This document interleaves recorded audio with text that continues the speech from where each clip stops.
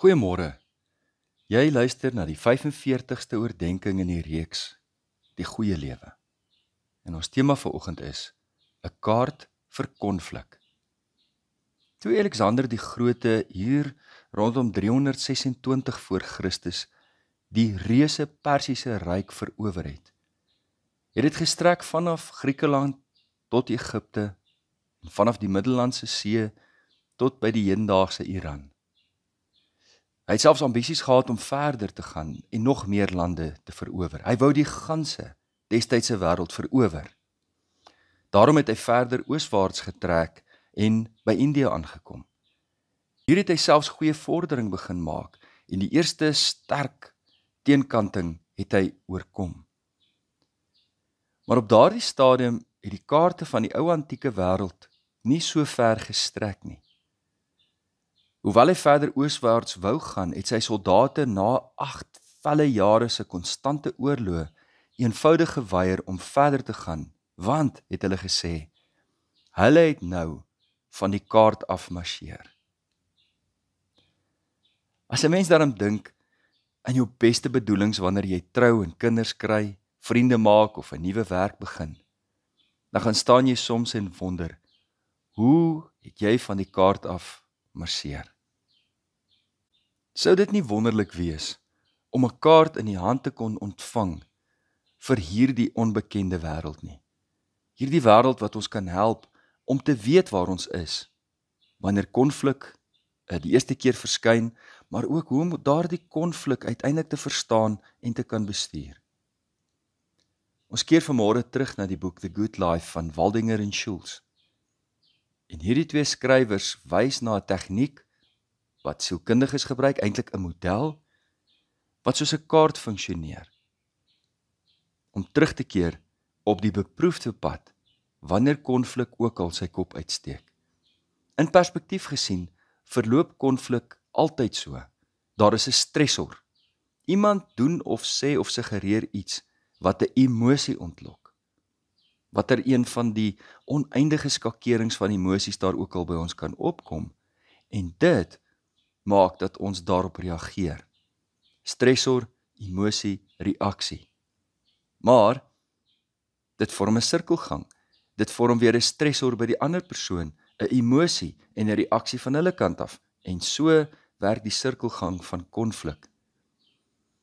Tog is daar 'n model wat sielkundiges gebruik, wat ons kan leer om emosies 'n paar ratte terug te skakel, sodat ons beter kan reageer. Met ander woorde, daar sal altyd stressors wees.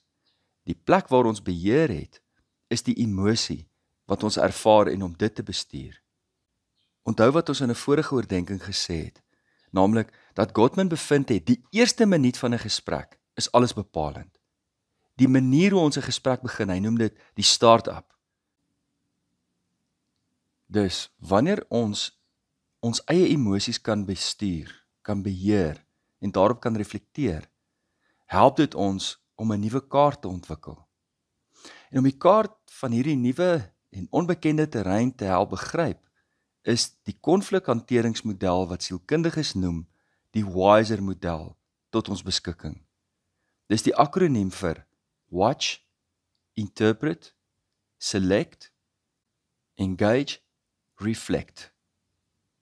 Ons gaan mettertyd in detail praat oor elkeen van hierdie aspekte van die model. Maar vir nou wil ek dit benadruk dat ons 'n besliste keuse het in die uitkoms van gesprekke. Konflik hoef nie buite beheer te raak nie. Niemand hoef seer te kry nie, niemand hoef te huil nie, niemand hoef met diep wonde na die tyd te loop nie. Onthou, konflik kan na twee kante toe uit beheer uitraak. Die een persoon raak kwaad en stap sigbaar van die kaart af, sê lelike goed of afbrekende woorde, die haalstorm in die verhouding. Die ander persoon word stil, maar in hulle gedagtes stap hulle weg van die kaart af. Hulle sê nie wat hulle dink nie, maar hulle gedagtes is ewe destruktief, die skilpad in verhoudings. Ons kan almal wiser wees, om terug te keer na die akroniem. Kom ons vra net eers 'n paar belangrike vrae, om onsself op die kaart te plot, om net te sien waar is ons op die kaart.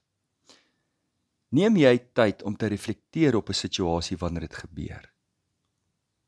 of reageer jy vinnig? Dadelik. Probeer jy die ander party se perspektief verstaan, werklik hulle wêreld besoek, om beter begrip te hê vir hoekom hulle voel en optree soos wat hulle doen.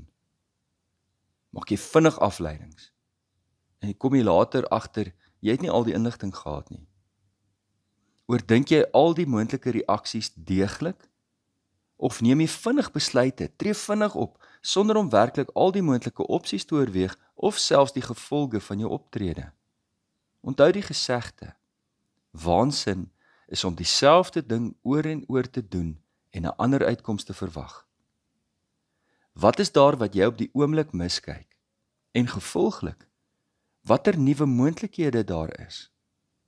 Wat dalk julle gesprekke in totaal nuwe rigtings kan stuur. Kom ons stel onsself oop om vir die volgende paar oggende aan 'n nuwe kaart te werk vir ons konflikhantering, sodat ons nie hoef te sê, o genade, ons het van die kaart af marcheer nie. Kom ons vra die Here om ons daarmee te help. Hemelse Vader, ons vra dat U ons sal vul met U Heilige Gees, dat ons die vrug van U Gees in ons lewe sal bly inoefen, om waarlik lief te hê, om met blydskap te lewe, vrede te maak, geduldig te wees, vriendelik te bly, goedheid na te streef, getrou te wees, sagmoedig te bly en selfbeheerst. Ons weet dat ons aan Christus Jesus behoort en ons kruisig ons hartstogte en ons begeertes wat nie in pas is met U Gees nie. Help ons om nie verwaand te wees nie, ander uit te tart of jaloers te wees nie, maar help my om in 'n gees van sagmoedigheid ander reg te help. Deurgrond ons, o Heer, dat ons onsself ondersoek en ons hart voortdurend tot U bekeer. Dit bid ons in Jesus naam. Amen. Liefde en 'n geseënde dag vir elkeen.